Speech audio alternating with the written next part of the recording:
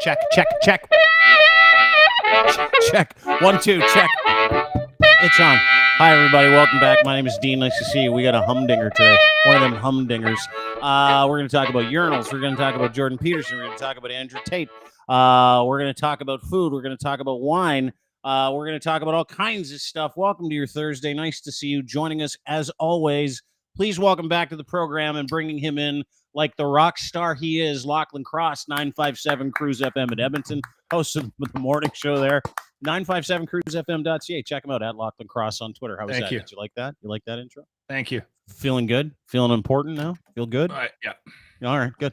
There was a reason why I did that. But. I know. We'll get to it in a second. Let's give Marianne the same treatment. Always a pleasure to welcome back the host of the Let's Take This Outside podcast. Voice actress, podcaster extraordinaire, excellent, perfect communicator. Please welcome Ann Iverson at MA on the air is where you can find her. Nice to see you. Did you like that? You like that intro? Yeah, you call me a perfect communicator, so I appreciate that. Thank you. You're one of the best communicators I know. Love having you on the show. Sorry, go ahead. What were you going to say? I don't know, but I'm glad that Locke also got that treatment too. So, hi, Locke. Nice to see you. Hi. There was a reason why I did that. Why'd you do it? We'll figure it out. At some point during the podcast, somebody's going to figure it out. Yeah. Well, why don't we just do it now? Okay. Can we do it now? Yeah, we'll do it now. Because then I'm giving up the whole thing. What do you mean you're giving up the whole thing? Is it the liberal sign? Is that a Peloton? What is that? Is that the liberal sign? In Minnesota, she got a liberal sign behind you. I'm surprised your house hasn't caught on fire, dude. You live in Edmonton. Is that mountains? What is that? There was a bunch of posters at work, and they sent out a note and they said, if you want any of these things, come get them. We're doing a little bit of house cleaning, and that was in the pile. And I'm like, I'm taking that for the podcast. Yes. Today. Well, I didn't know if it was new, so it was just my guess because I haven't seen the show in a little bit, so I had no idea if it was new. But I love that it's. I love the inclusive colors. Yes, I was gonna say I love the rainbow colors. Yeah, it's awesome, man. Yeah, good for you. That'll be a regular fixture in the podcast. Yeah, we're the most apolitical people on the planet too, which is why that makes me super funny. Well, I am. Anyway. I don't know about Lachlan, but gives me great pleasure. We got lots to get to today, but I've been following this guy for a while, and it was about a month and a half ago after I paid. I think it was like $12 for a fucking pack of hot dogs. I was like, "Who's this food professor guy? He seems to know a couple of things." Dr. Sylvain Charlebois. This guy is such a great follow. He agreed to come on our show, which is usually the only thing that I need to actually go, oh, I like this person. There's agreeing to spend time with me. The Sgri-food Analytics Lab director, Dr. Sylvain Charlebois from Dalhousie University out in Halifax. He's got his own podcast, actually, with Michael LeBlanc, who's a retail expert, called The FoodProfessor. It's number 11 on iTunes. And the reason why I wanted to have this guy on is because, dude, everybody wants to know how this shit works. And here's the thing. We get into these times in our lives where someone tells us something and we just get triggered. And then we start outraging. And then we start freaking out. And I'm watching, and with good reason, watching the owners of grocery stores take it in the mouth. And then I'm watching other people say, this is the way it works. So I thought, you know what? This is how we do stuff here.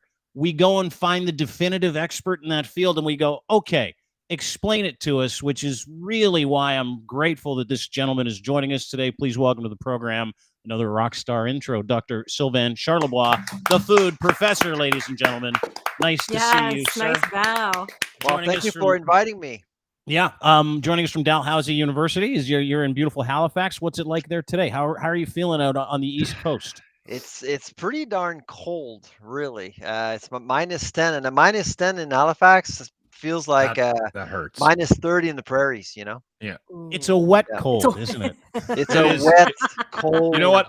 Honestly, it is. I've experienced that wet cold, and I'm in Alberta, and it hurts. It hurts. Absolutely. It hurts. I'll take -30 in Edmonton every day, all day long, instead of -10 in Toronto or Halifax. Lachlan, you probably don't know this, but I lived in Saskatchewan for 7 years. Three of my kids were born in Saskatchewan, so I got accustomed to the beautiful winter there. In Halifax, it's just a weird winter. It's ice, rain, cold. Humidity. It's not a committed winter like Saskatchewan and Alberta. That's the problem. Yeah, I actually move from like Saskatchewan or Alberta. Like if you move from one of the prairie provinces to like I went from Alberta to Windsor, right? You talk humidity, bone chilling, damp, wet, cold in the winter. But it's not as cold. It's nowhere near as cold. And I remember moving from the prairies to southern Ontario, and I'm like, middle of February, I'm like, when does winter start? Does it, like, do you guys even get winter here? Like, is that happening? And I've also spent some time on the West Coast, and it's almost like the weather out east has this split personality disorder. With all due respect, I don't mean it in any uncertain terms. I'm saying one day you get one thing, another day you get another thing, but it's that one bone chilling cold. It's like deep, deep cold when you get the humid cold out east or in these humid areas where it's winter. And on the prairies, it's just you can't open your eyes or show your face. That's pretty much it, right? Like it's just a surface cold. In Halifax, you actually have no idea when spring happens because it never does. You go from winter to summer. No spring here, people. It's what I like? I like that about Edmonton and being in the north is there's defined seasons. I mean, as much as winter is a bit of a pain in the ass, we actually do get a spring here. And I'll tell you, I'll take -20 for a couple of weeks in January over not seeing the sun in Vancouver. To get a spring. Absolutely. I get it. Absolutely. And in January, I remember I lived there only for a couple of years in Vancouver. I was going to radio school, and I just remember that third weekend of not seeing the sun, and it was just like, oh, and you could just see everybody wandering around like zombies. It's not healthy. I like being able to see the sun. We'll get a couple of overcast days in Edmonton, but it's the prairie, right? Big sky, boom, it blows over eventually, and then boom, you get these blue blazers, and anyway. Locke, I was talking to Dean earlier about this, about how I'm feeling a little bit like low energy, sad lately. I'm like, there's barely been a sunny day in Ottawa in like a long time. I'm like, oh, I just need some vitamin D. I'm lacking vitamin D, and people get the blahs. I just feel like I just don't feel good. And then when the sun does peek through, I'm like, there it is. I just need a little vitamin D. Hello. There you are. Welcome. Yeah, and you look like you had some vitamin D there, Sylvain. You look all tan. Are you tanning booth or were you away somewhere? Well, I a little lotion. Is it lotion? Is you have bronzer? Yeah, I know. Yeah, I run outside, so it helps. Yeah, when you exercise, Marianne would know that. Happens. With the sweat, it attracts the sun. Sylvain, do you wear SPF though? That's super important. What's the what? Do you wear SPF? Do you wear sunscreen? I just want to make sure that you're wearing. Sunscreen. Okay. Yeah, I do not. Maybe that's why. That's why I'm a pale porcelain. To your podcast for that, I guess. Yeah, I'll have to have I'll send you a specific episode to make sure that you are. All right, that's good. Way to mother, by the way. Dr. Charlebois. I'm already done with you. I've got what I need from you. I have one mom. I do have one mom. Okay, Dr. Sylvain Charlebois, Dalhousie University. He is the food professor. The reason why I wanted to have you on today, food prices are ridiculous. Food inflation is ridiculous. I have watched all kinds of people say all kinds of things. I've seen really expensive food. I shop for food. It is like the number one topic. Food insecurity is a big deal. So let's just get to a couple of things before we get to, the reasoning and the principles behind where we're at and why we're at, so we can help people understand it. So what is it that you do? What is you are Agri-Labs at Dalhousie University. Explain what it is, explain your job, explain your vocation, and explain why your information is so important right now. Explain yourself, sir. Yeah. Explain yourself, sir. Am I back in the military here? So essentially, the Agri-Food Analytics Lab is a partnership between three faculties at Dal: agriculture, management, and computer science. And so we use AI, machine learning, to forecast, essentially. So, and in order to forecast, you need data, lots of data. And so we get data from all over the place. We get data from StatsCan, of course, the St. Louis Federal Reserve in the United States, Europe. We also get data from our partners, which would include Angus Reid, Cattle, Better Cart, and we're actually in negotiation with another fieldhouse, and those companies are really helping us better understand what's going on with consumers, with the market overall. So what we've done over the last few years is to build a portfolio of data to help people figure out what is going on. So if you go on our website, you'll have access to all of our research in both English and French for free. So we don't sell anything. We just inform the public. We help government.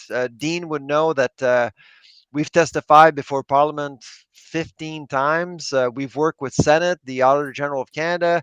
We also talk to the Bank of Canada on interest rates and where are things going with inflation. So, and we also work with provinces as well, including Alberta, Quebec, Ontario, and Nova Scotia. So we're out there. Absolutely, we're out there. But our job is to inform as much as possible. But yes, absolutely, things are complicated out there. They're tough for consumers. They're tough for families. So I can certainly appreciate why there's so much frustration out there. Because honestly, when you look at the situation right now in Canada from a policy perspective, and this is what I said to Ottawa folks in December, consumers feel unprotected. They are unprotected, which is why there's so much frustration out there. And you know what? Imagine my surprise. So you explain from an academic perspective. You're coming on the show. You've been collecting data. You're a doctor in this field. You run a lab of individuals and I'm like, I'm going to have Dr. Sylvain Charlebois to come on to explain to us how the process works, how he gathers information. And as soon as I did, just one second. This is our flagship report, Canada's Food Price Report. So we release this report every December. So it's been 13 years, and we work with Guelph, the University of Saskatchewan, and UBC in Vancouver. And this is 2 months of work. It's always a wonderful experience, but it's a lot of work. And so in December, we provide a forecast for the next 12 months, and that's what we did in December. Okay. So just let me get through a couple of things. I want to establish a couple of things too, because I announced that we're going to have Dr. Charlebois on the show, right? I'm like, hey, we're going to have Dr. Charlebois on the show. Now, if you know anything about my history, right? My history is controversial. I had a long period. I couldn't tell. And traditionally, whenever I'm like, hey, we're going to have this guest on, that guest receives a litany of tweets, DMs, concerning comments saying, I can't believe you're going to go on that guy's show. He's so controversial. He's such a jerk.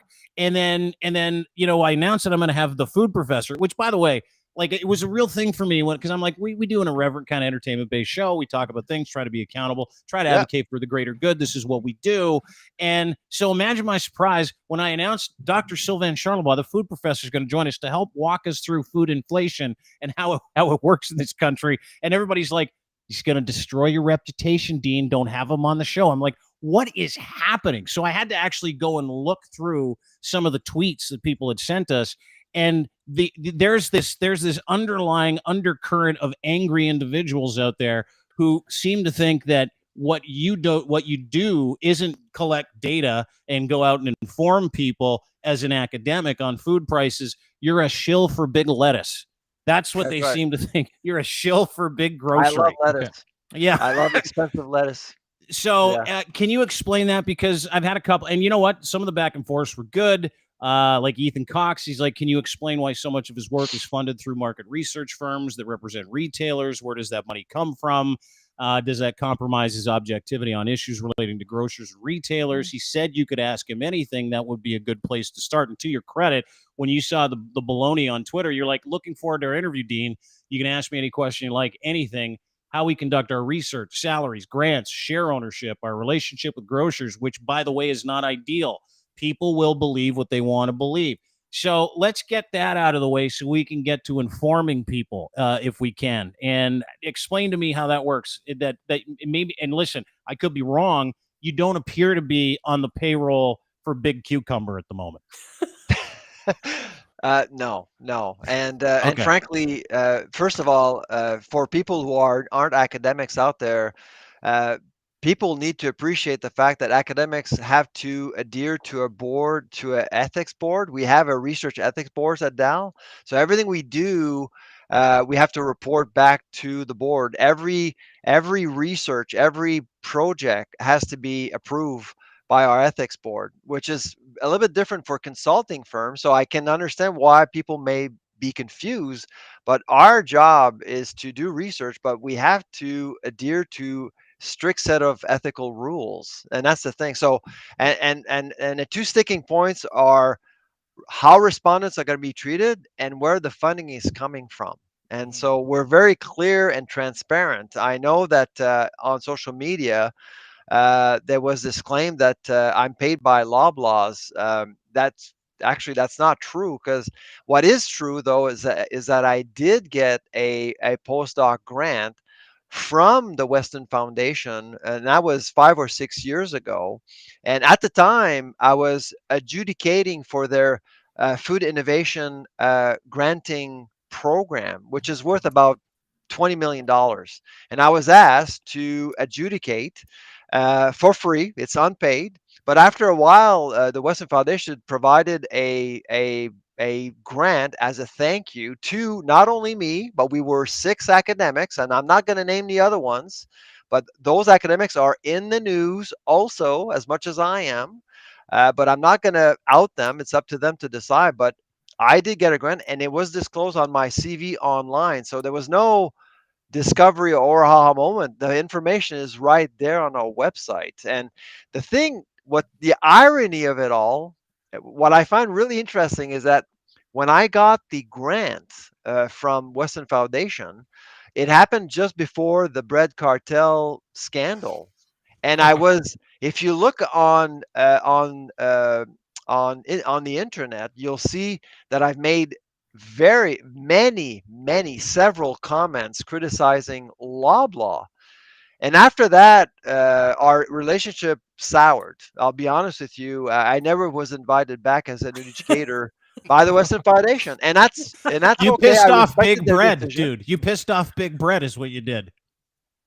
Well, my job, when a reporter calls me, my job is to basically inform the public. I mean, I don't think it's right for a company to break the law for 14 years. So yes, I did criticize them very, very vocally, and I actually signed an op-ed in the Globe and Mail. I think it was in February 2018.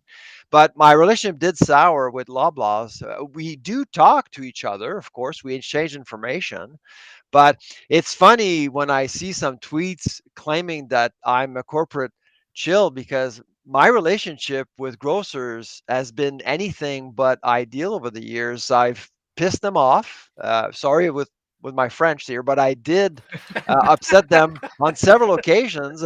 And yes, sometimes I will defend them if it's warranted. Sometimes they do good things, but sometimes they don't do good things. And at the end of the day, my starting point is the consumer. If the consumer is protected and wins, that's good. If they don't, that's not good. Well, So when Dean why are so many people riled up about your appearance specifically? My appearance? No, they're not. It's just a few people. He kind of spoke to it. Is that my theory is this: anytime an expert comes out and he says, "Let's talk about the truth here," it's not just in this case. It's not just uber billionaire Galen Weston phoning, no frills and going, put a $40 price tag on one breast of chicken. Let's really hose these people down, right? That's and I think it goes even further than that. What was the impetus for people to come after you? Because it's actually very interesting, is it not? Yeah, I think, Dean, to be honest, it's more. I've been doing this for 25 years, and I've never experienced something like this. And I think it has a lot to do with context. It doesn't matter what I do for a living. I just happen. What I said on Twitter a few days ago was that stealing is wrong. Encouraging stealing food, yeah. Well, going on Twitter and encouraging people to break the law, I don't think it's appropriate. And that's what I wrote to someone, and they basically labeled, because of my status, because of my salary, and everything is open, everything is public, and I have no problems with that. I'm an academic. I'm paid by taxpayers. I think everyone has the right to know what we're doing as a university, as an academic. But I think what has happened is that I kind of became this lightning rod of frustration, because I think, and I'm a consumer as well. I have a family of 6 to feed myself. We have 4 children at home, and it hasn't been easy for anyone. And And by the way, we volunteer quite a bit to Feed Nova Scotia. I've worked voluntarily for Food Banks Canada. We care very much about food banks in this country. It's an important cause for us. So I know, and I'm on the national board of Second Harvest in Toronto. By the way, Second Harvest is the biggest, largest food rescuing agency in the country. And so those are important things that people need to know. We care very much about people who are being left behind. Yeah. But I think basically because of my comments, it was seen as someone, I was seen as someone who didn't support people who are falling behind. And that's not the case. No, and just to kind of put a cap, let me just put a cap on that real quick, and then I'll open it up. And then we'll get on to the business which we're here to talk about, which is food inflation. That is exactly what happened. You know, when I announced that you were coming on, someone was like, "Oh, you're going to have the guy on who's encouraging people not to steal, poor people not to steal groceries." I'm like, sorry, I was unaware of when it became like totally okay to walk into a grocery store, bag up some onions, and leave just because you think it's too Dean, expensive. I can't, as an academic, I can't go on Twitter and encourage people to break the law. I just can't do that. Not even an academic, right? What about bulk barn? Just like sneak a Sour Patch. One gum. You're allowed one gum. He's officially said it. Also, for the record, even though Dean was like lighting up the fact that like, oh, there's all these people who are upset that he's coming on the show. Twitter's a total shithole, so it doesn't matter at all. It's the Wild like West. the general, West. the general public. I'm sorry, Sylvain. Like clearly you have a podcast and you do wonderful work and you do a ton of research, but the general public doesn't, in my opinion, doesn't have a hate on you. It's just some a-holes on Twitter. In my opinion, it is interesting though, Marianne, when we do bring somebody on. And immediately, because I saw the post, immediately there was like boom, there was like 4 or 5 people. So it doesn't happen that often. No, not always. No. That's what was so fucking shocking to me, Sylvain. Is like, you know, it was like, I'm like, the food professor, the academic at Dalhousie University that publishes the food report every year to help people understand what's expensive, what isn't, how food inflation are. You're upset that he's coming on? And I got a DM from somebody who's like, you don't know how evil the food business is. And I'm like, give me a break. I totally do. But he's just an academic who's trying to encourage education on the subject. He's trying to inform when you look at the food industry, there's baggage there. I mean, the bread cartel, their hero pay. I mean, some of the unfinished business from the Competition Bureau, all the investigation around salmon and meat prices. I mean, there's baggage there. If people are upset with the food industry, they have every right to be upset. I get it. So the fact that you're just highlighting it, sorry, Sylvain, Marianne, so the fact that you're highlighting it just makes you a lightning rod. Okay, unfortunately, Marianne. And that's okay. That's okay. Yeah. If it's therapeutic, we're good. If it helps you, congratulations, Marianne. Go ahead. I'm here. I'm here to learn more. But Sylvain, did you forecast this to happen? Like, was this like in last December when you put out the forecast? What did it say for 2022 and into 2023? Did it say? I'm not questioning your data, but like, kind of actually, I am. Like, what did it look like? So it's a real good question because. So back in December of 2021, our forecast was that food prices would go up by as much as 7%. And at the time, in December 2021, we were accused of being alarmist. We finished the year at 10.3. Okay. So, and now this year, of course, with the forecast, and frankly, what happened with 2022 is that our forecast did end up being accurate, plus Ukraine. Nobody predicted Ukraine. Ukraine really just blew everything out of the water. And that's why our forecast was off. But we've always underestimated, if we weren't accurate, we underestimated food inflation. So for this year's forecast, we're pretty comfortable with our forecast, which is again 7%. Wait, 7 more percent? 5 to 7%, More. in 2023. Yeah, that's because here's the thing, and I know that Canadians are concerned and they think this is a Canadian phenomena. It is not. This is a global phenomena. If you look at global data, Canada actually has one of the lowest food inflation rates in the world. So the G7, okay, only Japan has a lower food inflation rate at 6.3%. Everyone else, US, UK, Germany, Italy, everyone else, the EU, they all have a food inflation which is much higher than Canada. So it's about supply chains, it's about Ukraine, it's about climate change. All of these factors are making food more expensive globally, not just in Canada, but globally. That's why when I see people just pointing fingers at Galen Weston, I see someone who has a complete misunderstanding of how food systems work. It's much more complicated than that. But I do understand why people point fingers at Galen, because first of all, he's in the news a lot. Like he's the persona of major brands in Canada. But it's the portal, it's our portal into the food industry. We can relate to grocers. We cannot relate to processors. We cannot relate with farmers and transportation companies and agents and brokers and all of the people that are actually making food more expensive. All of these companies actually get a piece of the action, not just Loblaw. Okay, so help me understand something then. Because if that's the case, which you and I have had a brief conversation, I've done a little research. I understand there are multiple principles involved in food inflation. It's not just the grocer. That is the front line. That is where consumers meet the whole process, is when you walk into a Loblaws or Fortinos or Longo's or Safeway or IGA. Yeah. I get that part of it.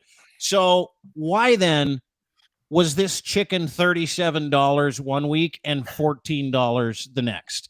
Why then were these hot dogs $9.49 one day and at one store and $2.99 at another store? Explain the disparity, because the disparity and the visuals are what are giving Canadians fits. It's not knowing our place in in the G7's sort of hierarchy or food inflation. It is, generally speaking, a personal thing that you encounter when you go there and you get sticker shock, right? So it triggers you. It makes people emotional. So take us through that, because if it's not just Galen Weston, by the way, I put out a nice meme last week saying I huff caviar farts. I'm sure you saw that. But long story short, and it's easy to hate billionaires who own the supply chain, easy to hate people who have a monopoly. Never seem to lose any money regardless of the economic situation everyone else is and dealing by with. the way, I've met Galen Weston a couple of times. He's a nice guy. He's 6'5", very tall. He commands a room on television. I'm not sure he does a good job, but nobody at Weston or nobody at Loblaw can tell him, maybe it's time to take a break a little bit, because he's like, people are going after me this week. But with Galen, with Galen Weston, it's every single day. Every single day, people are going after him. Yeah. How much? But like, okay, clearly it's all, and I want to learn more about all of this. And if I name you Eric Laflèche and Michael Medline, do you know who these guys are? No, but I don't like them already. They're CEOs. They're grocers. They're CEOs too, like Galen Weston, but nobody knows them. Well, but okay. So who sets the prices? Like, explain it. Why are we? What's the? So going back to your chicken breast example. I mean, the populist answer would be grocers are gouging. It's unfair. They should go to jail. Yeah. So you write something on Twitter like that, and you'll get millions of retweets. Yeah. The real answer is that it's a mixture of different things. Now, is there greed out there? Honestly, we can't measure it. How do you measure greed, really? I mean, if people, I've had a lovely chat with Jagmeet Singh before the holidays, and I asked him the question: if you think that grocers or anybody is too greedy, well, how much is too much then? Are we talking like 2%? Is it 3%? Is it 0%? So if companies shouldn't be allowed to make money, are we talking about nationalizing the system here? Is that what we're talking about here? Yeah. So I need someone to draw the line here. Nobody is drawing the line about greed. And if there's greed out there, and there probably is, I don't know how to measure it. As a scientist, I don't know how to measure it. So I cannot answer your question about greed. However, how do our prices set? Well, there's a bunch of factors that actually will push prices higher. The feed costs, going back to your chicken, feed costs, energy costs. During the winter, it costs more to eat barns. Transportation, labor. Labor is a big deal. Labor costs have gone way up in recent years. Packaging. Packaging was a big issue during COVID. If you talk to a company like Burnbury, they'll tell you that COVID was a nightmare to actually shut down food service and convert into everything into retail was very, very costly. I'll give you an analogy of why supply chains are more expensive today compared to just say 3 years ago. If I ask you to go into your car and drive 100 kilometers without stopping, you'll spend money on gas, it'll take you time. But if I ask you to do the same trip again and stop every 10K, idle for 30 seconds every 10K, it's going to cost you more gas, it's going to take you more time. That's exactly what has happened the last 3 years. And that's why things cost more to do in the food industry. And it affects everything, to get packaging, to get anything. And that's why it's always difficult to explain that to people. Gas prices, labor prices, minimum wage. And the other big elephant in the room is the carbon tax. I know, Lachlan, you'll love that. I mean, you're in Alberta. People love to hate the carbon tax. And frankly, this is the question I asked to Ottawa again in December. Who's going to measure the impact of carbon tax on food affordability? Okay, because we're blaming different companies, but these companies, including Loblaws, by the way, they have to cover a carbon tax, a hidden tax, because your food is not taxed when you buy it, but they have to pay a carbon tax. And so who's going to evaluate how that carbon tax is impacting food affordability in Canada? No one has done the work yet. I totally understand, but I also still I've been trying to shop at, like, I have like a PC Optimum, so I've like always been like, there's a Loblaws super close to me and I've been going for a while, but over the last 6 months or so, I've been seeing very basically my almond milk go from like 2 for $7, 2 for $8, 2 for $9 over the past few months. So I've been seeing stuff like this with my own eyes, and it's just getting like, and I know people are seeing this as well, but then but there is a huge difference between like going to Loblaws or going to Sobies or going to Farm Boy or going to, like, I got a bunch of great stuff at Farm Boy today, shout out Ottawa, but like a ton of great stuff today, like on sale. And it felt like it was like, Farm Boy is supposed to be one of these premium grocery stores, but I spend just as much. Yep. I spend just as much as I would on at Loblaws, which is absolute, and it's better quality, I find. So there's still a difference. There's still like this gap, and I'm seeing it with my own eyes, like at Loblaws being gouged over the last 6 months to a year. So you think that Loblaws is evil?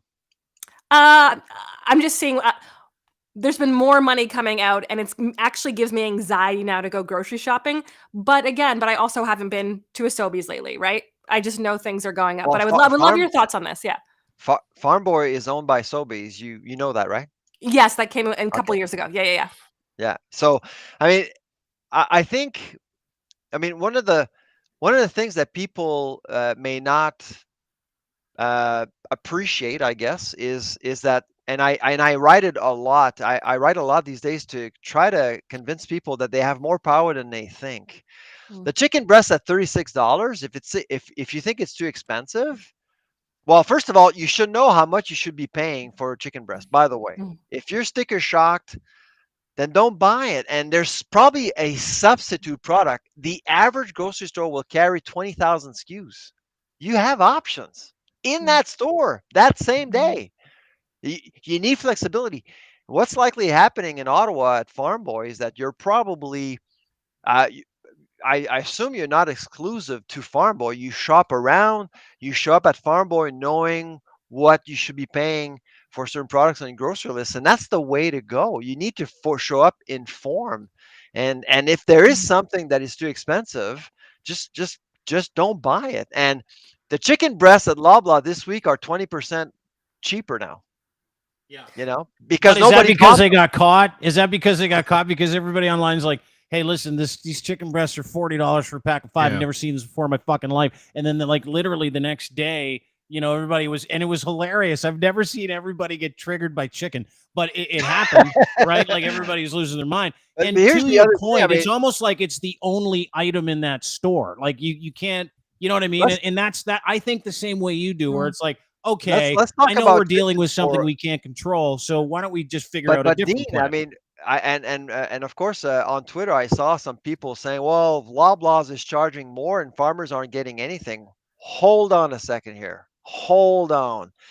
Chicken, poultry, along with eggs and dairy, is supply managed in Canada. So we produce what we need in Canada. And on top of that, there's a pricing formula allowing farmers to get their fair share. So I don't want to hear a chicken farmer complaining that they're not getting their fair share. It's by law, Loblaws has to pay the chicken farmer a certain price by law.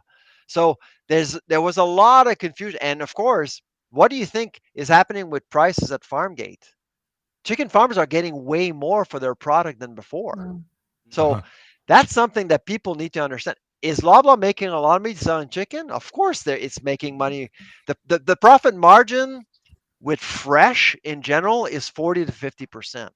So when you look at it at chicken breasts at $36, half of it goes to Loblaw. But there's a lot of waste with fresh. And that tends to cost a lot of money, which is why the profit margin, generally speaking, for grocers is about 4 or 5%. Yeah, I think the frustration for a lot of these people like us, Lachlan, Marianne, myself, everybody else on the other end, because I'm noticing two different schools of thought.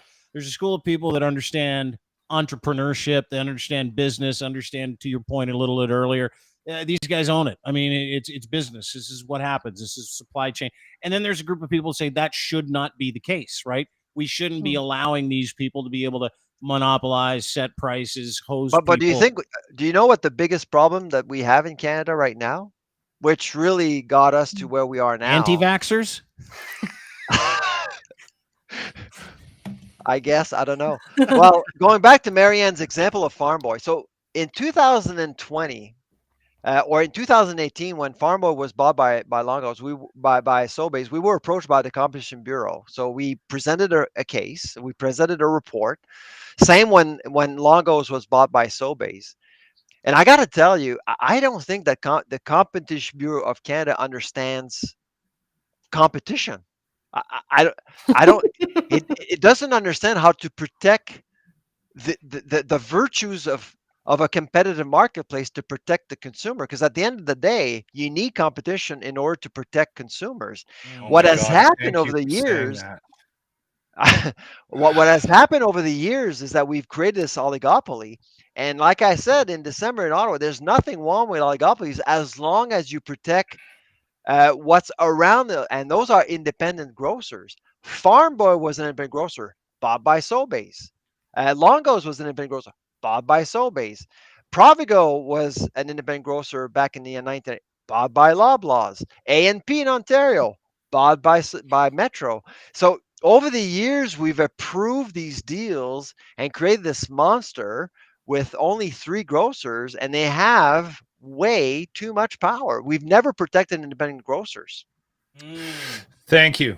It reminds me of like Bell Rogers as well. Yeah. It's just Exactly. a monopolies, Exactly. right? And our governments do this to us all the time. They the constantly Bureau doesn't do this understand to competition. us. No, thank you. They don't. I wasn't sure we were going to be on the same page today, Sylvain, but thank you. I you know what? You and I will like each other at the end of this podcast. You know what? The thing about this, Sylvain, I think the thing that bothers people and why people are so triggered about groceries specifically is in the world that we live in, we do have choice, and you mentioned it. You have a choice, right? Like, for instance, I don't go to hockey games because I am disgusted by a couple of things. One, we had this guy, he was running the Edmonton Oilers. He was part of the management team, and he went on and talked about a tier. There's different tiers of fans. I was so angry about that. I swore to God I'd never give him another penny in my life. Kevin Lowe.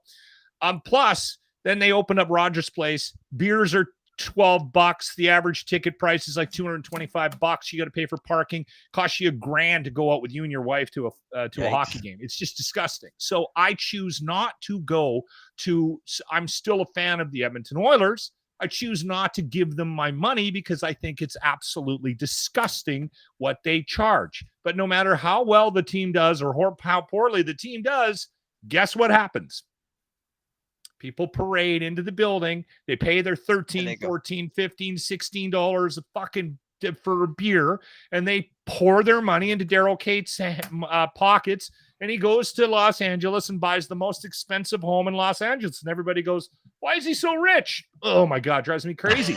The problem with the grocery situation is I need chicken. And I think that's the difference in the level of anger in the community. Well, you can do whatever you want with your entertainment money, but you can't do whatever you want with your food money.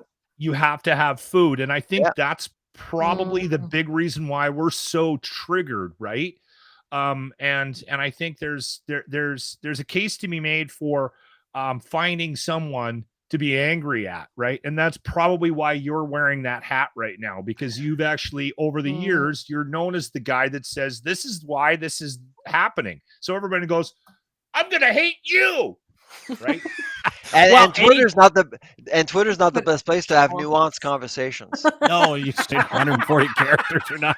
Okay, no, but the best part of that whole thing is that, you know, I've watched you try to, you know, and it's funny because there's certain people that just don't want to look past their emotion, right? Look past the, you know, what it is that they think is going on. They don't want to dig into it. And when they do, they're afraid that they'll calm down and get answers. Like they just love being angry, right? I don't know if you saw. I actually had a chance to read. There's someone who wrote an article, a full-blown article about me today. Who is the food professor or something like that? That's awesome. I read it, and you could tell that the person is absolutely angry. Like the person, the I can't remember the author's name, but that person was absolutely angry. You can feel it. And I don't think that person was angry towards me. I think the person is just angry right now. To Lachlan's point about no choice, feeling like a slave, feeling forced into something you don't want, and there's.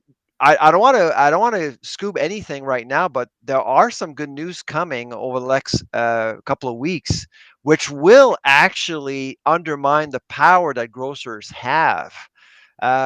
We've been working with different groups over the years, and there's going to be some exciting announcements over the next several weeks, which will eventually address the issue of independence, the oligopoly that I was talking about, and giving more choice to consumers eventually. So stay tuned. Can I? You don't want to tell us what that is now? No, I'm not interested in leaking a little bit. A little leakage. Look for the Globe and Mail on the weekend. Okay, all right. Can I ask? Okay, so I know that you have the data, and then you release this to us forecasting. But I know you're not like a dietitian or a nutritionist. But do you have any tips or tricks probably to have help more knowledge people on that than I do? But do you have any tips or tricks when it comes to more maybe shopping in a more efficient way? And like, is there like certain grocery stores or certain places we should be shopping? Do we buy frozen, like maybe buying frozen fruit or buying frozen? Like, this is a good question to ask the food professor, because we complain all the time that things are too expensive. Let's ask the food professor where it might not be so expensive. That's why I'm here. Yeah, that's why I'm here. Great question. The frozen aisle is your friend. I mean, there's been a lot of investments in recent years, and I know that a lot of people don't like to go there, but nutritionally, you get the same bang for your buck. You get more bang for your buck, essentially. It's cheaper. Prices are pretty stable with frozen. Of course, in 2022, that frozen aisle did become more expensive, but it's still actually better than fresh in terms of your budget. Yeah, absolutely. And so in terms of, I'm an economist, so I'll try to respond to your question as an economist. The one thing that has changed the last 5 years is pricing dynamics. You may now go into a grocery store and all of the prices are digitized now. Well, you know why? Because prices change every hour. 5-10 years ago, prices change maybe once or twice a week. Not anymore. It's just, and so as a consumer, you have to beat the market a little bit by giving yourself more options. So going back to Marianne's situation in Ottawa, you may go to Farm Boy because you like it, but maybe you want to go to another place and another place over 3 weeks. Visit one place every week, but a different place, so you get educated about market dynamics, and you can you'll know. That's when you'll understand that, geez, things change like a lot overnight. Any chance Dollarama starts selling perishable food items anytime soon? I just bought almond milk at Dollarama today. Like the box. How was it? I haven't tried it, but it's the same brand. No, Charlebois like this. No, wait. No. Actually, Dollarama. It's the same. No, it's silk. So I went in to get a couple little things. I'm like, I need to get almond milk because it was like $800 at Farm Boy. It wasn't, nothing was on sale, so I just went, and I was like, oh, like the little box ones were only like $2.50, but it's silk. Like it's what I would buy anywhere else. And I'm like, oh, this is like, I gotta tell you, 18% of Canadians are buying more food at a dollar store than last year. Okay? I didn't know. Understandably. Oh yeah. And Dollarama just before the holidays announced that it was actually increasing its offering for food products that are worth $5 or more. So stay tuned. Dollarama is a very well managed company. They know what they're doing. Wow. You know what? It's funny though. Like I'm one of those guys where I don't have a lot of money and I'm a cheap dick, but I would be looking around like walking into a Dollarama and coming out with, like, I would be that guy that would be. Yeah. I buy food at Dollarama. Me too. Yeah. See, what do you buy, Sylvain? Get over it. No frills. Well, like I don't even go to No Frills. Cans and and of course Halloween candies, but mostly non-perishables, frankly. Like and sometimes prices are super attractive. Yeah. I get all my gifts for other people there. Oh my God. Okay. Please invite me to your party. I will, dude. Don't worry. I get beans there. I get pop there. You get water there. You get snacks there. Oh, fuck. Well, if I invite you to my place, I'll know where it comes from. Where your gift I know where it comes from. Off-brand chips with a couple cans of Bush's maple glazed baked beans, and you'll be like, "You're a great guy, Dean. Thanks a lot. You understand about food insecurity in the house. That's great." Get Ray's brand chips instead of Lay's. Ray's, yeah, I love Ray's. So listen, is this like are we in a time when, and I'll let you go because you've spent so much time. Really appreciate you being here with us. Are we in a time when we can count on the government, certain industries like yourself, people like yourself, to introduce some legislation so that, to protect consumers when it comes to the necessities of life? Well, describing what's coming up over the next few weeks, that's kind of what we're going to get. So I'm hopeful. I'm hopeful that consumers will not only be more protected moving forward, but they'll feel more protected. And that's essentially the problem we're looking at right now. Okay. Marianne, sorry, you had something too? You wanted to No, I'm great. I'm great. Honestly, thank you. I came in a little bit hot and a little bit guns a-blazing, but I appreciate you answering some questions. And no, it's perfectly fine. That's my job. Yeah. And honestly, just to finish my thought, I don't have kids, so I can't even imagine how stressful that is. But as an entrepreneur and someone who's just trying to stay afloat and make money, and I'm just starting over and figuring it out, it's actually grocery shopping actually used to be a very pleasant, lovely thing. I used to do it in the middle of the day, and now it's stressful. Honestly, now I go in and I'm stressed out, and I know I'm speaking for a lot of people when I say that. I love the advice, Sylvain, that you gave about moving from store to store and then the Dollarama stuff. So thank you for that. If I may, just very quickly, use coupons, look at flyers, use Flip as an app, and become what is it called? Sorry, Flip. Yes. What Flip is that? will get you all the deals in your neighborhood. You'll know it's all of your flyers digitized on your phone. It's great. Good. That's really good advice. Awesome. Are you a shill for Big Here's Flip? 3 more apps for you. Flash Food, Food Hero, and Too Good to Go. So Flash Food, Food Hero, and Too Good to Go. Those are 3 apps allowing you to buy products that are about to expire at grocery stores, or products that have been packaged a few days ago. They're not as fresh, but you can get some huge discounts, 50, 60% off at times. So if you become a food rescue with your phone, you're going to save a lot of money. Flash Food, nice. Too Good to Go, and what was the other one? Food Hero. Food Hero. Food Hero. Okay. Food Hero. And Flip. Flip's another one. Flip's a coupon. And Flip, that's the digitized flyers for you. Yeah. Thank you for giving us tangible advice. Really appreciate that. Yeah, I have some advice too. This is legit advice. For laughing. Here we go. Already, yeah. Love you. Sorry. I went online and I complained about turtles in the box. Oh my God, I saw that. Yeah, and it like that is disgusting. It was awful. Shrinkflation should be outlawed. Oh, are they small now? Oh yeah. Yeah. Yeah. It's called Oreos are smaller. Yeah. Have you noticed that? Oreos are smaller. Oh, yeah. Everything's small. Yeah. But they charge, and they end up charging. Shrinkflation is what it's called. I've heard of that. Yeah. Inflation. So you're shrinking your product, charging the same price, so you're getting less for your money. I noticed that Halloween candy. I noticed the most Halloween candy, Christmas candy. Sorry, Locke. What are you saying? Yeah, but here's the thing: I didn't do this, and then I felt like I shouldn't do it after the fact. But a guy told me afterwards he did it. He went downstairs and opened up the box because he hadn't opened them up yet when he heard me bitching about it on the podcast. Turtles. And he actually sent Turtles a note with a picture and said, "This is bullshit. You guys, this is awful." They sent him a free box of turtles. Was it bigger ones? You complain online, and you tag the business. Sometimes you'll get some freebies. That's my advice. Yeah, also, you have more power than you think. I got to tell you, these companies don't want problems on social media. Yes, that's what I wanted to. Also, hunting in the river valley.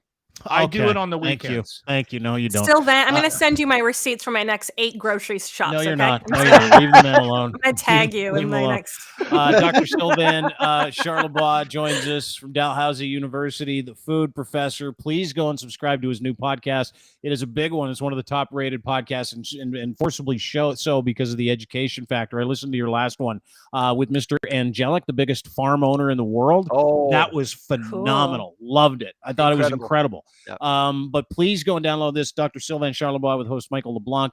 It's a great one. Give him a follow as well. He's a tremendous follow online at Food Professor. Again, Dr. Sylvain Charlebois, Sgri-food Analytics Lab, Dalhousie University. Greatly appreciate you being here. I hope you had fun, and I hope it wasn't. Listen, you don't seem so scary to me. Yeah. I don't know. I thought we were going to get into it, Sylvain. I'd be more than happy to join you guys again. Thank you so much for the invitation. I really enjoyed it. Me too. Appreciate you so much. Have a great day, and we'll talk to you soon. Thank you, sir. Dr. Sylvain Charlebois, the food professor, ladies and gentlemen. Back to the hunting in the river valley. I have an unbelievable squirrel recipe. DM me.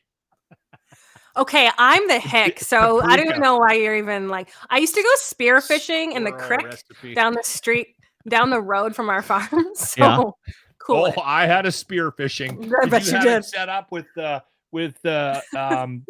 tubing. No, it was like a wood. It was like a wood. No, it was like a proper farm spear. No, we had spears and we set it up with surgical tubing. Surgical tubing, and we used to kill sucker fishes in the Moye River. Jeez. And then we'd sell them to the Chinese guy that worked at the fruit stand, and he would and then later we found out that he grew weed with his tomatoes because he lived in the airstream behind the thing, and he grew weed.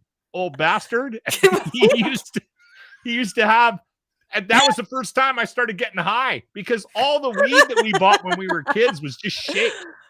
Like we might as well have been smoking dried lettuce. Just gave us a headache. Yeah, just gave you a headache. You win. I think it was right. You know who'll never know food insecurity, which is like we're just and again, thanks to Dr. Charlebois for coming on. He's awesome. Awesome. But you know who will never know food insecurity is Prince Harry, old Harry, or the royal family. And I would love all of your thoughts on the Prince Harry stuff. The book, it's called Spare. Have you seen it? Have you seen some of the outtakes from it? It's a little weird. And it's funny because, like, I know it's one of the biggest topics in the world right now. And I'm like, I was thinking about it today. I'm like, we have not talked about this book or that family, or if anybody gives a shit about them, which is pretty indicative of the fact that we don't really give a shit. Like, didn't really bother me. I feel like Locke and I we might have the same opinion. I might be wrong on this, but there's nothing I am that I care less about than the Royals. No, seriously, I have like my girl. I'll be in like a group chat with girlfriends who I love and are very smart, intelligent women. But like they'll go back and forth about the Royals and the book and these clips and whatever. And I purposely cannot answer about it. I don't care. I don't care about Meghan and Harry. I don't care about any of it because it doesn't affect my life. They are not relatable in any way, shape, or form. I don't feel bad for like maybe a little bit of empathy for what happened because I know the Royals are totally screwed up. But like. You're so far beyond not like none of us can relate to you, any of you, and I don't care. That's how I feel. That's how I feel. Awesome. Yeah. Locke loves you. I knew we'd be on the same page as this. The thing with me and the Royals, because I have been a little bit fascinated, I have exactly the same opinion. Just because you flew out of the right vagina does not make you better than anybody else, right? Mm-hmm. And the privilege is just disgusting. And the level of adoration that they get just because they popped out of the right vagina drives me insane. Like, what is it? And it doesn't make any sense to me.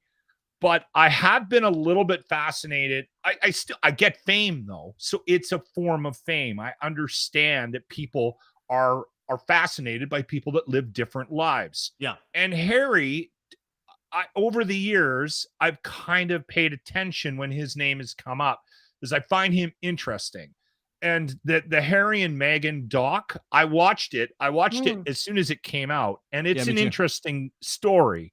I won't read the book, but for me right now, where I'm at with Harry and Meghan is you want to live this very, very private life. You're not being very private right now, at least address the hypocrisy of that. And they have to a certain extent, but I think the problem is that they are both very comfortable in the lifestyle that they have created that has been presented to them. And in order to live that lifestyle, they're going to need to do a documentary on Netflix because they're no longer on the royal teat.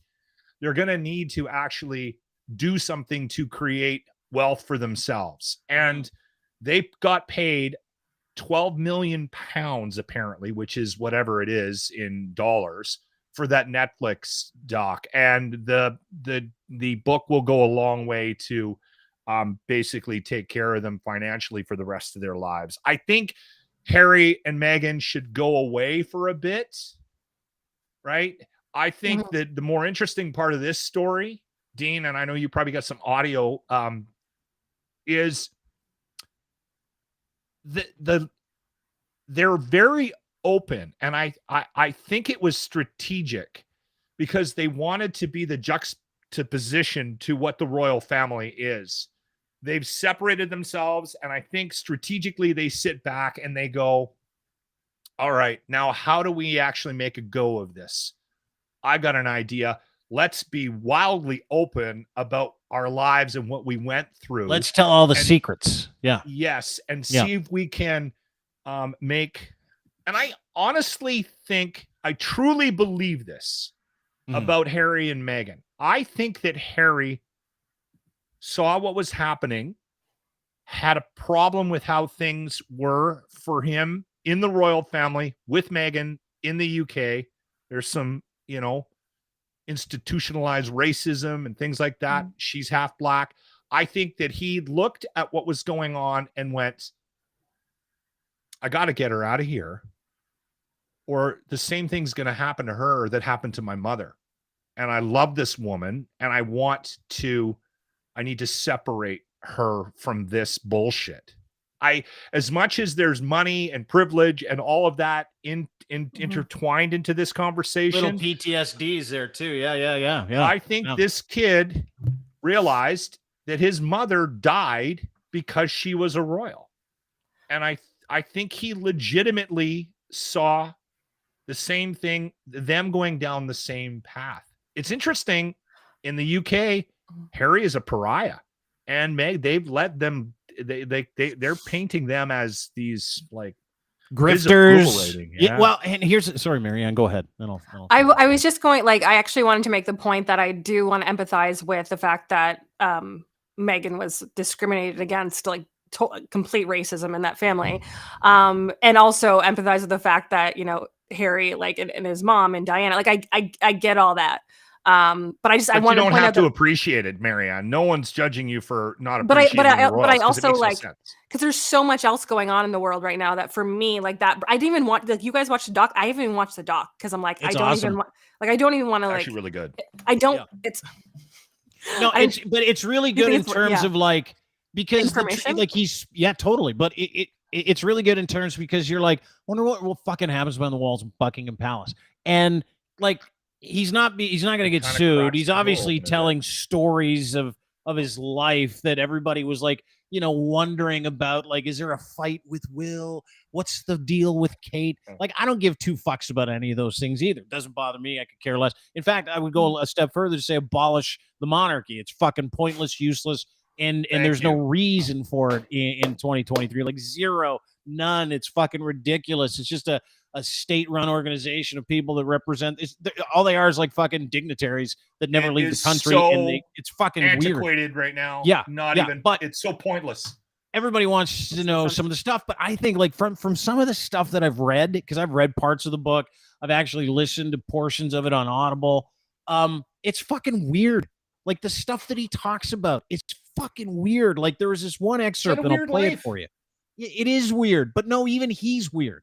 Like I'm one of those guys that if I got out of an institution, I'd be like, I'm going to just kind of close ranks. I'm going to go forward, do some business. I'm going to go do stuff. I'm not going to talk about people. I'm not going to complain. And it just seems like this fucking like 400 pages of complaining about how much he hated his life and how everybody was out to get him and how everybody was wrong and he's right. Whereas like most people will just go, fuck it, I'm out. I'm just going to go move to this other country and I'm not going to have anything to do. But to your point, these guys need money. So that transparency for them is money. Transparency is revenue. Stories about things that happen, telling, like sewering their own family. That's money, right? To that point, I want you to listen carefully to this excerpt of a book where it's very, very Freudian, where he's talking about, this is just him talking about how he got frostbite on his penis, which he calls a todger. And he used his mom's lip cream on his penis.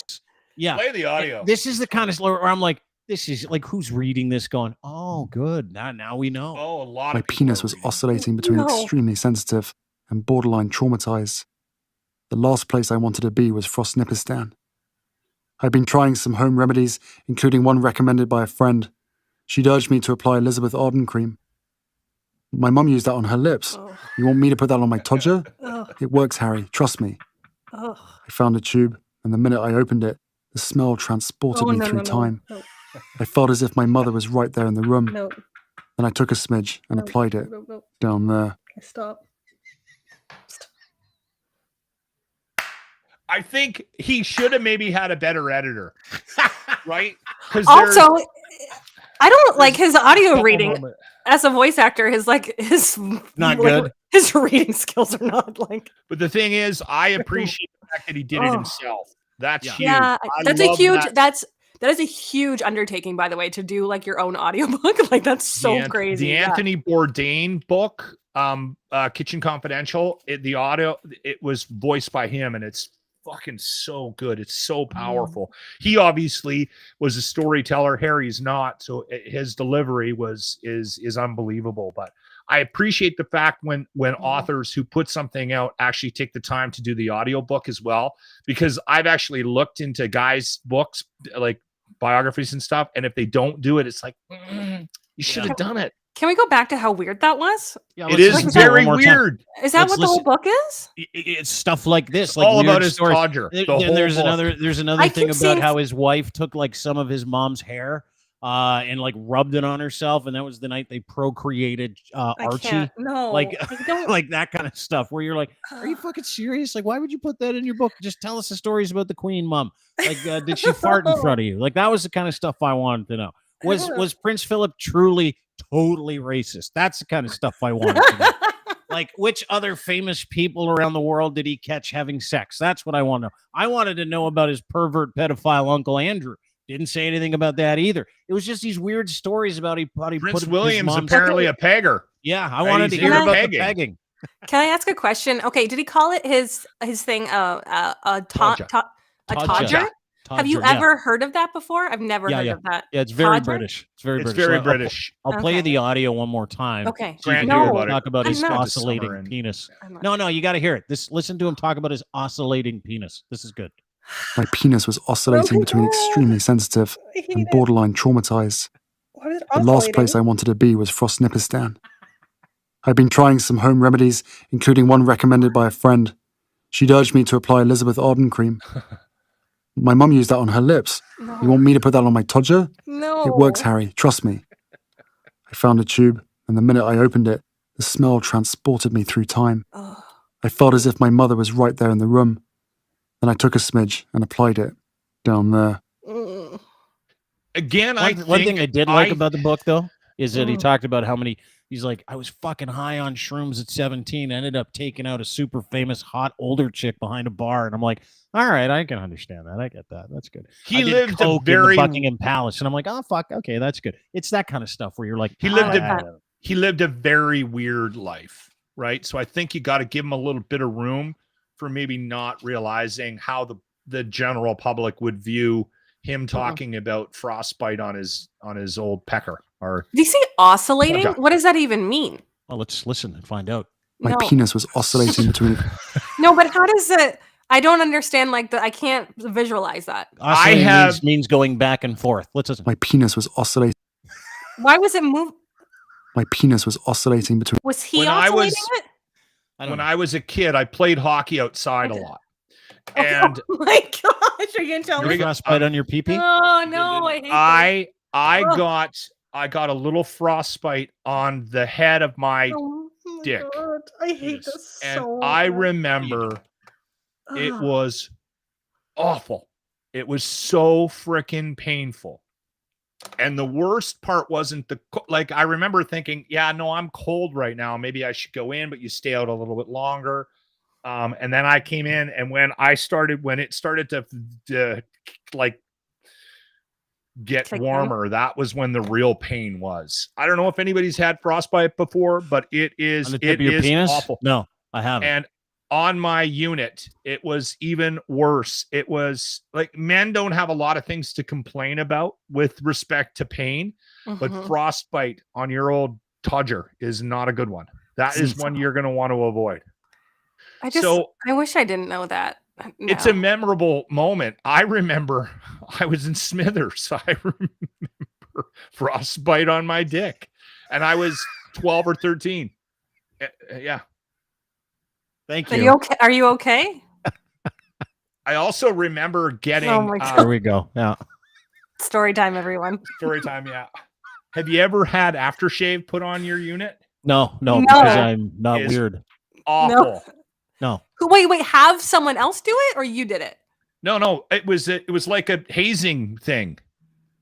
You got chased around, and they put aftershave. It was hockey players are weird. Like, there's lots of very crazy shit that goes on in that's not allowed anymore, right? Like, it's hazing. Yeah. Well, I was an 80s kid. Well, I know in the 80s kid, hazing was just a different word for let's abuse the new guy. Like, that's all it is. Let's abuse aftershave on my unit and give him PTSD for a long period of time. One thing I want to ask you guys about, because a video came today, and I asked Marianne about this earlier. So it's fortuitous that she's on the program. She and I have talked several times about what's grosser, women's bathrooms or men's bathrooms. Okay, and while we're on the subject of penises, that's where they all hang out. I've seen this video. Why have I seen this video? Well, I haven't just. And before we get to the video, I've seen this in person at Scotiabank Center. You saw this happen? I have seen women go into men's bathrooms at public events and use the urinal. I've seen it happen. And I remember saying to one woman, like several years ago, I'm like, is there a reason you're not using the women's bathroom? She goes, have you been to a woman's bathroom? They're fucking disgusting. And I'm like, no, but all right, I guess so. You're just backing it up into a urinal. Good for you. But this video came out today, and I wanted to ask Marianne about it because we're fighting about this, but I don't know if we're fighting about it. I'm fighting you about this. I've seen this happen several times. As a woman taking what appears to be, let me just put this out there nicely, a dump. No, she was peeing. It is a dump. No, she's not. Your dirty ass is resting on that thing. Ugh. First of okay. Your dirty ass is resting on that thing. Just sandwiched between a couple of fat guys taking a leak. She's sitting on a urinal. Now, if you've been to a men's bathroom, the rim of the urinal isn't a pleasant place. It's like a minefield of like pubes from around the world, and pee and everything else that falls out of that area, depending on the person that uses it. So I'm okay with it. Why do women do this? If indeed women's bathrons aren't grosser than men's. Well, I actually can't answer why, because I've never done it, and I've gone in like a men's washroom before, like a private stall. But I've never done this, and I actually don't know any women who've done it either. But like, there's so much. That's not a common thing. That is not a common thing. So first of all, she's not a common thing. She's peeing. Also, she's peeing. She's definitely not. She's not pooing. She's not. No. Like when you I see, have seen it. I have seen a dump in a urinal before, though. But if you bring it up first, if you bring the video up for a second, she's up on her toes. Yeah. And there's no way, like she's clearly holding a pose to go pee. See that? There's no way that her body is like relaxed enough for that to happen. You know, she's only just peeing, in my opinion.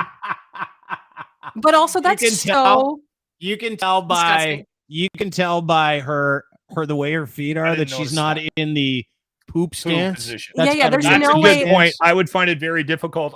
Right? You need to get to a certain like crouch and comfortability before things like, and when your calves there, and her calves are so tight right now, there's no way that her body is relaxed enough for that to happen. But I think this is so disgusting. There's so much bacteria and so many, like, I would not put my area next to that. Like, there's no chance at all. And when it comes, but like your original question about DaCosta, she's not. DaCosta's like she's taking a deuce. I think she's dumping too. That's what I think. She's not. See, it's 2-1. She's definitely not. Sure. But you think women she's peeing. You think women's washrooms are worse than men's? I don't know. Without question. I don't know. Like I'm just going through the comment section. Everybody's agreeing with me. They're like, yeah, it's true. A lot of the women's bathrooms are like lined up. You can't see women's bathrooms are not conducive to quick pees, right? Got to go into a stall. Guys' bathrooms, you just got these holes in the wall where you walk in, pull it out, take a piss, leave. It's one of the things that's great about being a guy is that peeing's way easier and way faster. Men are way more disgusting than women. I'm sorry. Men are way grosser than women, so I would argue that completely. And there's probably But a lot of people, even in the comments section, like Ashley Lindley, my friend Ashley, she's like, women are gross. A lot of different bathrooms here. They're like, just wanted to let you know, women's bathrooms are way worse than men's bathrooms, and I've peed in both. That was a woman that said it. It's not cool. Like, if that's, then here's the other thing, gentlemen. If you're getting any funny ideas, like, oh, I guess we can just go in a women's bathroom. No. You get arrested for that stuff. There's totally a double standard here, and it plays. Relax. But that was my understanding, is that the reason why a lot of women do that is time consumption, number one, and number two, they say that there's more going on. I was talking to a woman today. More going on in a woman's bathroom than there is in a men's bathroom. Yeah, but men are disgusting. I have seen snot and blood on walls. I've seen poo on walls. Randomly, just somebody went into the toilet, grabbed a chunk, and smeared it on the wall. Women would not do that. Men are absolutely disgusting animals, and there's no way that anybody, I don't care how many comments I see on the right, you're going to convince me that if you randomly walk into a woman's bathroom versus a men's bathroom in a mall somewhere and in the middle of Canada, that you're telling me that the men's bathroom is going to be better or cleaner than the female bathroom. There's no way. I am so sorry. Naked Cheese Whiz, he agrees with me. Way worse. I share a bathroom with my girlfriend and 4 daughters. I agree. They're gross. That's Darren Yeah, but Cunningham. you've got That's 4 science. daughters that are just constantly in there plucking and makeup and yeah. And you're on your own. I understand that. I'm talking about in general. Men piss all over the seat. Literally, it's so disgusting. So let's get into let's do some fact finding here. Like, case in point, go to a men's bathroom at like the X, right? Lines. This has actually happened to me where I'm like, I got to go to the bathroom. I have to actually poop, and you get in there and there's like 100 stalls because it's at the X, right? Exhibition place downtown. And every single one of them has a floater in it. And I'm like, really? 100 people took dumps in here and didn't bother flushing? Yeah, do women flush in women's bathrooms? Yes or no? Yes, it would be more of a if there was something faulty with it. But it's brain. It's more likely to see like a tampon, or like a girl, some kind of women. That's probably because it kicked back. That's more common. Men that's more take common. a shit and they'll look at it and they'll go, I'm leaving that for Jerry. I know he's going to be here. Men are way bigger pigs. We are ashamed of our bodies to begin with, let alone leaving anything like that. Like, we want that to go away. Like, that is our absolute nightmare, for anything to be left over. I'm literally proud some days, and I have wanted to find a way to circumvent the automatic flush in our building, because there's been a couple of mornings where I'm like, oh man, I wish I could leave that. They installed the automatic flush because of you. That is why. Yeah, probably. Yeah. Anyway, you have proven nothing today, other than the fact that I'm basically right about women's. Me or you? Me or you? No. You're totally wrong, and you will never convince me that there's even the remote possibility that overall women's bathrooms are worse than men. Not a chance in hell. Dean, with where I live. Dean, you have 3 boys. If we were to do like a DNA test on any of those versus I'm alone though, but if we were to do a DNA test versus my bathroom versus any one of your bathrooms, yes, chances are it'd probably be a stark difference. Incorrect. I'm weird. I'm super clean. I don't like seeing things on my toilet seat. I don't like seeing and here's the other thing. I'm hairless, so there's never anything hanging around. Same with my bathtub, same with my bathroom, same with the floor. I can't live in a state of gas station bathroom. It's just not possible. To be fair, I have so much hair that like I find hair everywhere. Like I just find like I said, you're proving me right now. Where you're like, my bathroom's probably grosser than yours. I'm just saying that if I brush my hair, it's just like there's probably hair. Like there's one thing my wife does, and my daughters did this too, that drove me crazy. And this is the only complaint I've ever had about bathrooms with my because I grew up with women was and I don't know why this bothers me because I don't have a hair thing, but when I used to see this on a fairly regular basis, they would take hair and they had the point was to take it and remove it from the shower. So they'd put it on the wall of the shower. And sometimes they'd forget and they'd leave it there. And I'd get in the shower and I'd see a clump of hair because they all have long hair. All my kids had long hair. And I'd see a clump of hair and I'd like, what's going on? Why do you guys do that? Yeah. I'm proving my point. Sometimes, you know what? Sometimes when my drain is like full, I have to like pull it out. I'm so sorry. Don't do it. I don't want to talk about it. We should get into some stories about that. No, we don't. Because it's one thing. Like, I don't have many things. It's my one thing. And you know what my one thing is? The drain and bathrooms. Yanking shit out of the drain. I make sure that mine's clean. But sometimes, like, here's the thing. Again, I have so much hair, so it's really hard. It's really hard to like. The shower one wasn't the problem in the last place I was at. It was the sink that I shaved in. And finally, after a while, I took the whole thing apart, and that was a day. That was nightmare grossest material. Shit ever. Mm-hmm. Just black and soap scum, and it's not good. Just the worst. It's not good. This is just things I would never do. Things I would never want to do. Be that guy that cleans a public bathroom where people are like, because listen, they deserve awards. They do. They really deserve awards. It's just something I would never do. Another thing I would never do, probably, because I'm not a thrill seeker. I don't know about you guys. You know those people that are like, I really want to go swim with the sharks, like be in a cage, swim with the sharks. You know those people? Dumb. Would you do that? Would you swim with sharks? Would you get in a shark cage? Marianne, you're an outdoor person. Let's take this outside podcast. Go subscribe to it. Would you do it? Is this going to be a video where I'm cheering for the shark? Yeah, probably. Let's see. Okay. It. Yeah, I want your opinion on this. Let's watch this very carefully. This is like a thrill seeker that got in the cage with like another shark. And he's like, don't worry about it. It's fine. And then the shark like spazzed right out. Let's see if I can bring it up. I think I can. I think there it is. Watch this very carefully. This gave me literally a fucking nightmare. Marianne, this is going to be a naked man running down the streets of Toronto.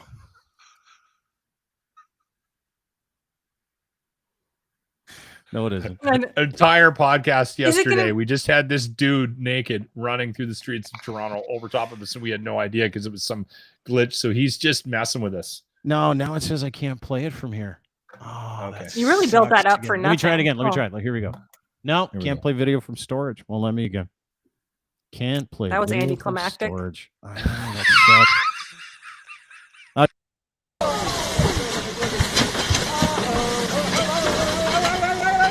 my God.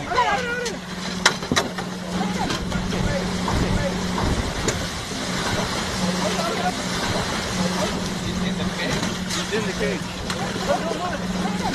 Oh my God.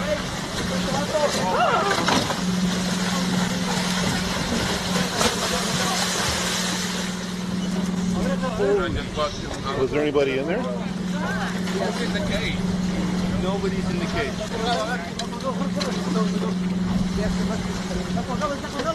Somebody in the cage? Yeah, somebody's in the cage. Somebody's in the cage. Oh my God. It has to be Ming. It's Ming. Oh my gosh. Okay. Jeez. What happened? Shit. Shark got in the fucking shark cage. Started bashing around. Dude's in there taking pictures. And shark gets in the cage. And then they open the cage up and the shark gets out. Did you see the fucking shark going nuts? I have a problem with the ocean, number one. I've got this like phobia with deep water, number one. I would never, ever fucking do that. And my second biggest phobia when it comes to deep water, sharks. I watch that and my fucking hands sweat. My back sweats, my head sweats, my armpits sweat like I'm in the fucking cage with the shark. Did he lose anything? Did he lose a hand? No, he's fine. Did you? Fine. Yeah, I bet you they just got battered around. I think he just got battered or she got battered around a little bit. But like when that person you could almost see their body language as they were coming out of the cage. Like that person, like, you know, that like the height of complete like fight or flight and you're like literally shaking. Like that's what was happening to that person as they were coming out. Like I thought I was dead. Thought I was dead. Thought I was dying. I seriously, like, not many things trigger me to the point where I just turn into a puddle or I'm like, I don't want to watch it. Hair in the drain, one of them, nowhere to lie.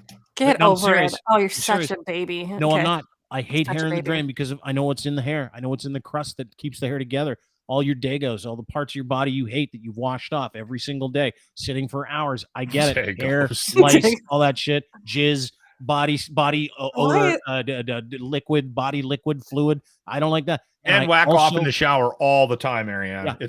It's probably why I'm like grossed out by it. Maybe that's why you're grossed out by it. That could I know why that hair sticks to the wall. Anyway, you get a little lubrication. Get things done a little quicker. That's what you do. You can do two things at once. Sometimes. This has been one of the grossest episodes I've done with you guys. But sharks in deep water, that video, like I put out all kinds of videos. People were like, take that down. That's offensive. That's disgusting. I can't believe you put that up. I put that up like this. I had to turn my eyes and I had to hit send because I was so fucking freaked out by it. Even watching it there, I was freaked out by it. Freaked out. I wanted to see that person come up missing something. I'm sorry. Does that make me a bad person? Yes. There's another video. Can I share another video with you something else for us. What else do you have? Yeah. Stop, Lot. What else do you have? No. Stop it. Stop. Okay. That shark got my hand. I'm never coming on. Get him. Hi, Ryan. Oh, Hey. My man wins. Here's the other video I want to share with you because the playback won't work, so we'll have to watch it together. Again, deep ocean. I fucking can't stand it. I'm like petrified. This, again, my hands are sweating. You can see my hands are sweating. I'm getting pale even fucking talking about it. Here's the video. Watch this.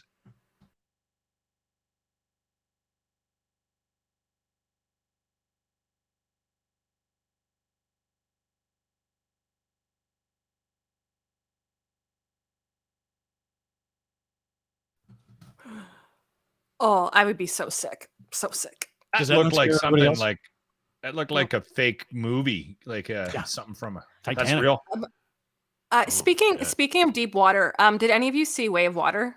Avatar? Has anyone seen that yet? Yeah. Really good.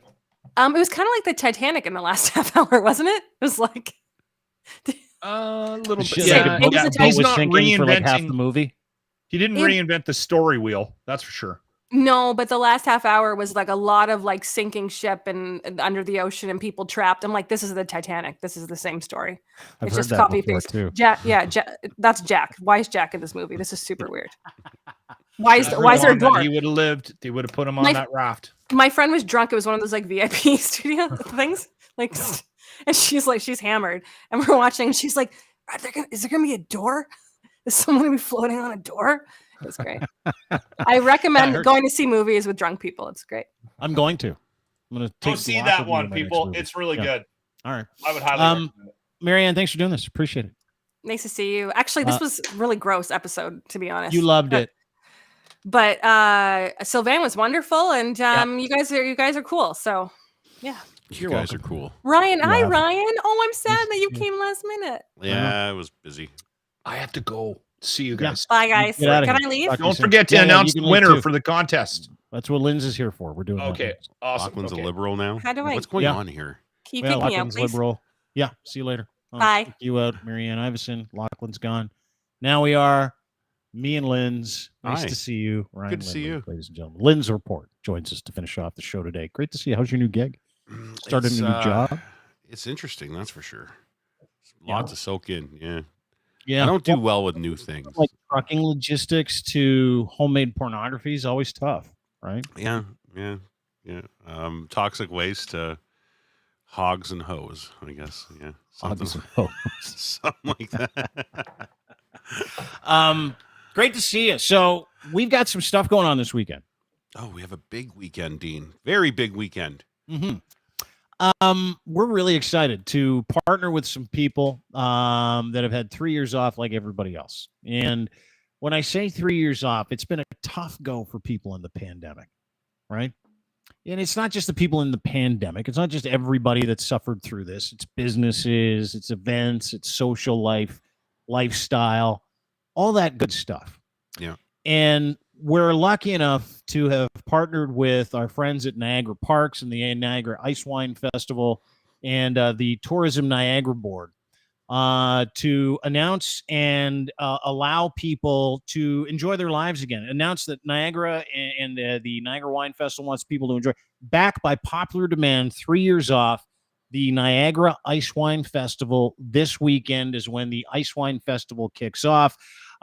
Cool as Ice, Saturday, January 14th, 7 to 11 p.m. at the beautiful new power station in downtown Niagara Falls, where we're going to be celebrating the incredible area of Niagara Falls. Now, you're from there, and this is something that not only is about ice wine, this is about, business. This is about people in the area. This is about the vibrant individuals of Niagara and the tourism industry and the grape industry and the food and beverage industry and the nightlife industry that's been really choked off by the events of the last 3 years. And Niagara is back in a big, big, bad way. And we're lucky enough to go down and cover this with our friends from Niagara Parks, Tourism Niagara, and of course the Niagara Ice Wine Festival this weekend. It's going to be fun. Yeah, not even just this weekend. It's running for the next 3 weeks on the weekends. This is just like the gala is like the grand opening of the ice wine portion of the Wine Fest, right? So, right. 27 different wineries are involved. There's passes you can get. You can get passes for every weekend, like a Discovery Pass gets you through every single weekend, all the events, whatever you want to go to. And it's all across St. Catharines, Niagara on the Lake, Niagara Falls. Every winery you can think of is involved in this. Not just the ice wine; it's anybody that's part of the Niagara Winery Association, I guess, including. And there's tons of like local businesses are doing like really major focus on local culinary. So all the food that you're going to experience is all local. The chefs are local. It's such a great way to bring Niagara back into the spotlight that it always had before, that we kind of took advantage of and took for granted in the past before the pandemic. So they really want to impress us this time, and they really want to show us a really good time. So it's at it's that brand new power station. Gorgeous. Sorry, put that up again. So yeah, my bad. No, that's fine. It's been totally renovated. You got to see this place if you haven't been yet. It's insane what they've done to this place. They've still got the exhibits that are in there of the old working stuff from like 100 years ago.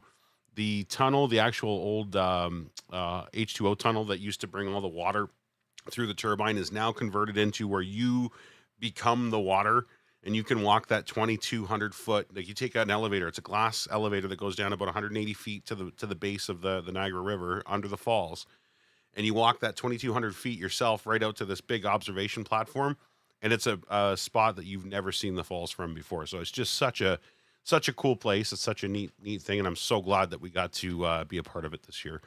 Yeah. Super me excited. too.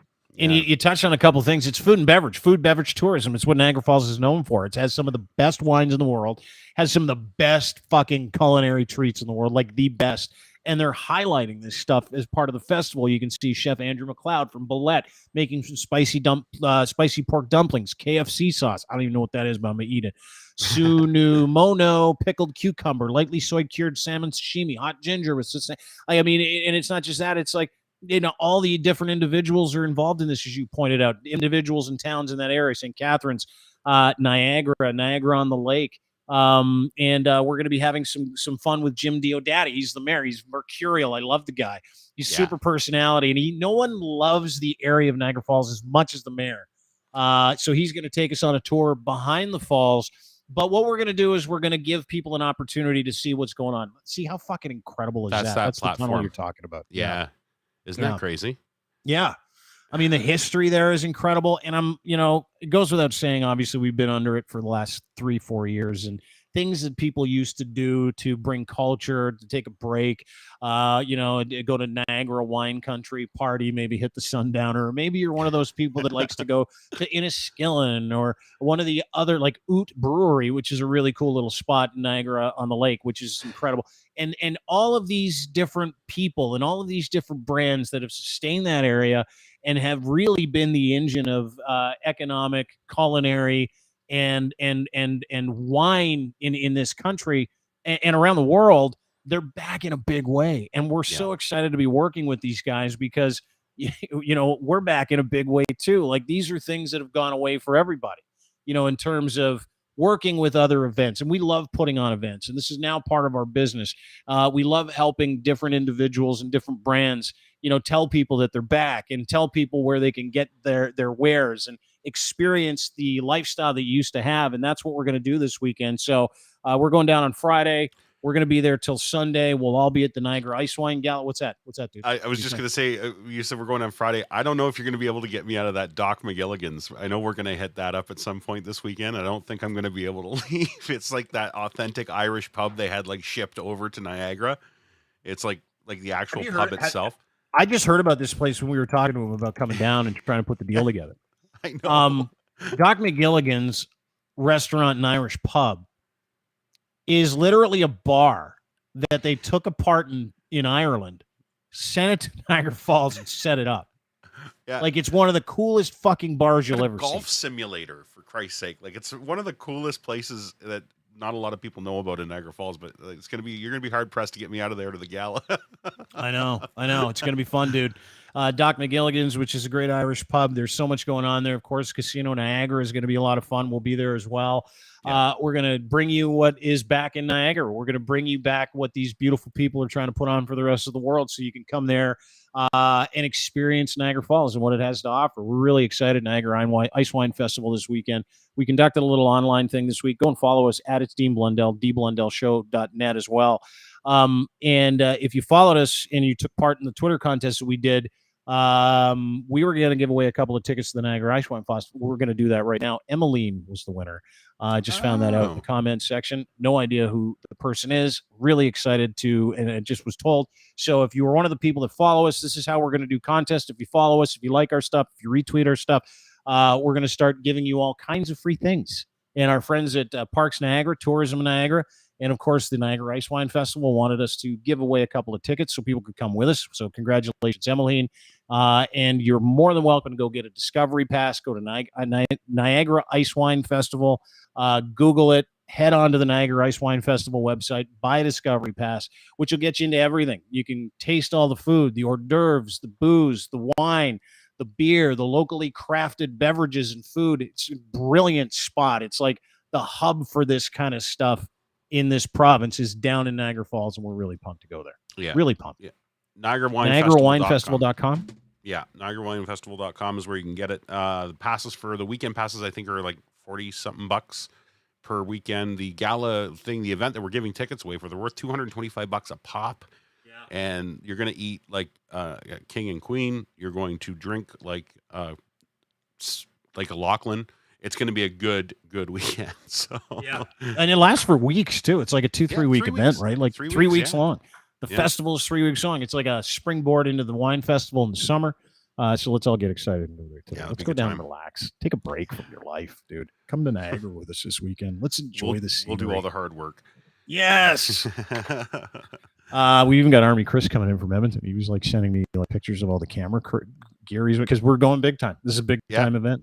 We're a big time company. And I just got a text from him, and his flight has been delayed. So let's keep our fingers crossed that he makes it in on time. Really? Yeah, there's fog on both ends. There's fog here at the airport in Hamilton, and there's fog in Edmonton. It's really bad. So, well, there you go. A little housekeeping. Coming to the Niagara Wine Festival, Ice Wine Festival this weekend. Canada's coolest wine festival. There you go. Emily just won. Thank you. I'm legit doing a happy dance in my kitchen right now. She's in the comment section. That's fucking hilarious. Oh, wow. See that? We told him. Tune in and watch. Yeah, watch you win. Could be you. Cool. Was today. Congrats, Emily. Good for you. We'll see you there this weekend. Niagara Ice Wine Festival, Canada's coolest wine festival. Cool as ice, January 14th, 7 to 11 p.m. You need tickets. Go to, again, NiagaraWineFestival.com. Get a Discovery Pass. Come and hang out with us. You bringing your significant other? Yeah.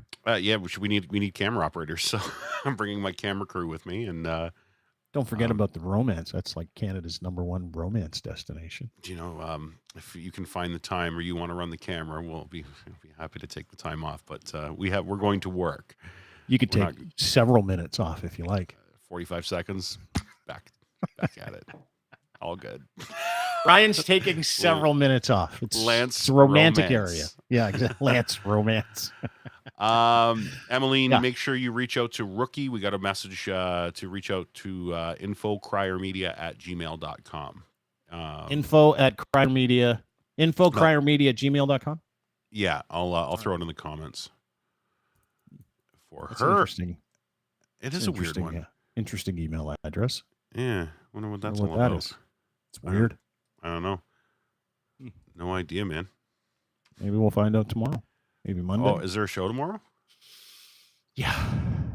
Aren't you heading to Niagara at like 6? Not to like 6. I don't know, dude. I don't have my travel details yet. I don't have the itinerary. Oh, itinerary. I'm getting that this evening from my friend Brandon. Very nice. I got mine. You know. We will be. When are you leaving? We're leaving at 8 tomorrow night. Yeah. Well, the podcast doesn't start till like 4. Yeah, I love you. This is why I love you. It's like, what's the big deal? We're just going to the thing. It's like there's no planning at all in behind the scenes. There's no gear to prepare. There's nothing else for Dean. Dean just I have my shoes on. I have my shoes on. I just do what you tell me. I just do what my friends tell me who are better at this than me. That's the idea by surrounding yourself with better people than you. You so just go, hey, let me know. No, you're right. I should probably take tomorrow off and help out as well. We'll see. It's up to you. I'll be around eventually. I don't know if I'll make the pod, but I'll be around for. All right. Prior. Good to see you, dude. Good to see you Pumped too. to spend the weekend with you. Going to be a lot of fun. I can't wait. Niagara Ice Wine Festival. See you people this weekend. You beautiful, beautiful people. Thanks for doing this. Lynn's report. Download it wherever you get your fine podcasts, Google, Spotify, Apple, etc. The Lynn's report available anywhere you get. It's a fucking great podcast. It's a quick one too, and it's kind of like a run through of the world events through the eyes of a very demented individual, which I love.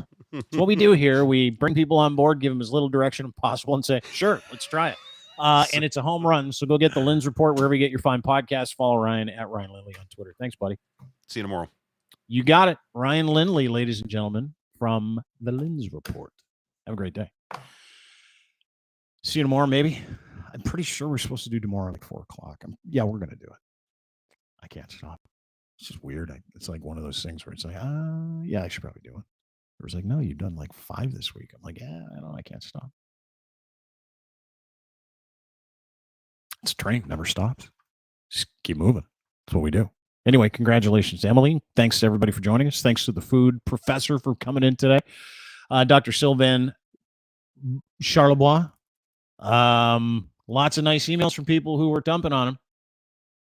When we said we were going to have this guy on, it was like, he's a shill for big grocery. We're like, well, let's just talk to him. And a lot of people sent me emails and tweets after going, yeah, I had the guy wrong. Sorry. That's why we do that. Anywho, have a great day. Want to thank our friends at kivlaw.ca.